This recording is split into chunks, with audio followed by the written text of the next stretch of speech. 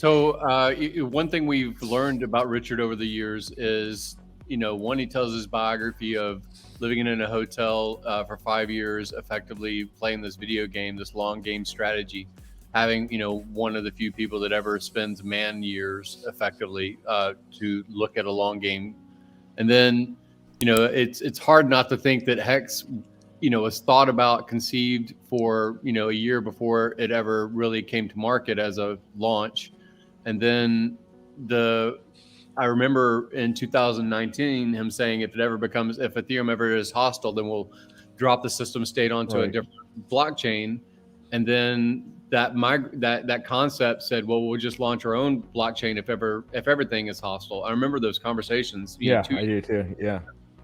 And so when you look at the long game of this, and we keep thinking about, okay, what's the OA going to do in 60 days? What's the narrative in 1 year? What's the T-share? We keep trying to be long-term thinking, probably a year after Richard's already thought about it, and written it down and schemed it out. I mean, has a diagram about how things are likely to play out. So it's hard for me not to think at this point of experience with Richard to say, Hex was a stepping stone. Pulse chain was the objective. A DEX, once Uniswap came onto the scene 2 years ago, that, all of that volume and watching what happened play out with Uniswap and the vampire attacks of Sushi and Pancake and things like that, this thing has been ruminated and thought about for a long time before it ever got put into code.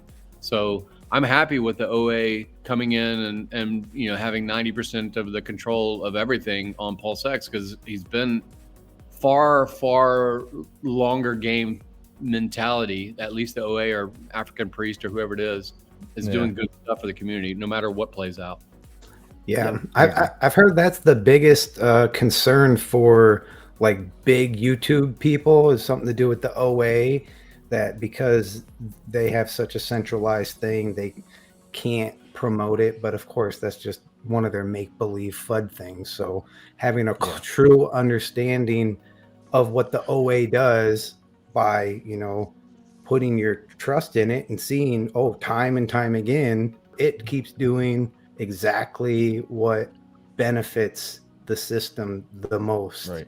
Just time and time again. Well, it sucks because that's what crypto devolved into. The concept 10 years ago, 11 years ago was a noble concept.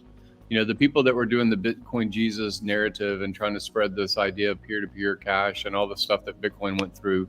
And then, of course, human psychology and figuring out the short game and, how to fuck somebody over through influence or whatever really corrupted a lot of that. And so, in some ways I'm like, man, why are the influencers the way that they are? Why are the ones that have the biggest audience, basically saying, I'm going to get mine before I'm going to get you before you get me, kind of competition and, rug pullers and all that stuff like that. I hate all that stuff.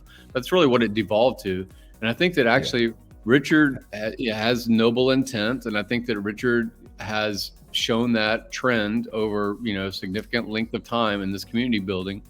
And now, it is kind of like getting them to break their habit and say, hey, look, you don't have to behave like a beaten stepchild. This actually, there are people that care about you in crypto, or there's actual sense of community or sense of, good parenting. Look at all the stuff that we've had politically and all the stuff that we've had cultural division and, us versus them ism has been the normal for the past like 3 or 4 years.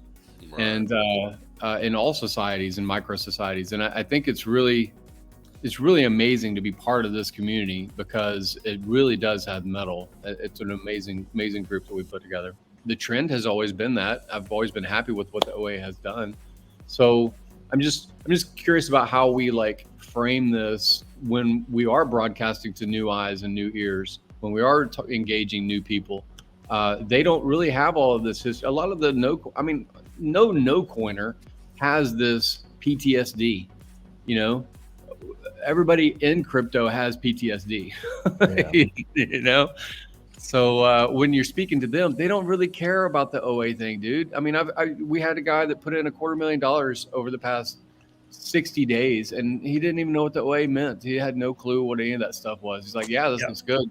And he just chucked in 140 grand in PulseX and 110 grand in HEX. He's like, yes, looks good. Let's go. So, you know, the no coiner doesn't care. The crypto PTSD influencer, you know, personality, I just don't like to approach anymore. I totally agree, man. Like, yeah, I'm putting together a coaching network that's specifically designed around onboarding no coiners, because I think that just is the best market. Because if you could open them, like the first door that those people get into is like a healthy system like HEX, then they don't have to go through the burn, right? And unfortunately, what we have is we have so many people in this network of just the crypto space that have that burn. You know, I compare it to, like, I used to train people to make coffee, and what I'd always rather do is I'd much rather train someone with no coffee experience than some coffee experience, because the people with coffee experience, you have to untrain them through their bad habits, right? Instead of just teaching them from the start the good habits. So where I'm at, brother, 100% is like no coiners, because exactly like you said, like they don't care about the OA. But as they learn about the OA, they're going to ask you, well, what's the deal with the OA? And you're like, oh, great, I have the answer for you. This is why it's good. This is why it's awesome. This is what he or she has done over the last year, 2 years to prove that it's a good thing for the system. And there you go. There's the information you need. So those no. A lot of the guys that are in the crypto community currently are traders. They have the trader mentality because they've been promoted that they can make $1 million off of $1,000 in freaking 2 days. Like, that's what these influencers have told them, and they just need to leverage it 100 to 1 on these, you know, Bybits or whatever these freaking platforms are, and then they get wrecked. And then they do that a few times, they get wrecked, and then they think that all crypto is a scam, which you know, I tend to agree with them on a lot of the on that. I would guess that 99% of them, maybe not scams, but just bad ideas. But everybody wants, like, the influencers, the guys talking about it, they want us to be promoting their stuff. And it's like, it's not that I'm a maximalist. I just don't want to promote anything else that I don't know the founder. I've never watched a live stream. I don't know any of this stuff. I know Richard. I've talked with Richard. I've had, you know, conversations. I'll promote pretty much anything that he comes out with at this point, because I've watched so much of him and I know his intelligence, and I can see that he can put that into a coin, and he has something to back up with it with HEX at this point.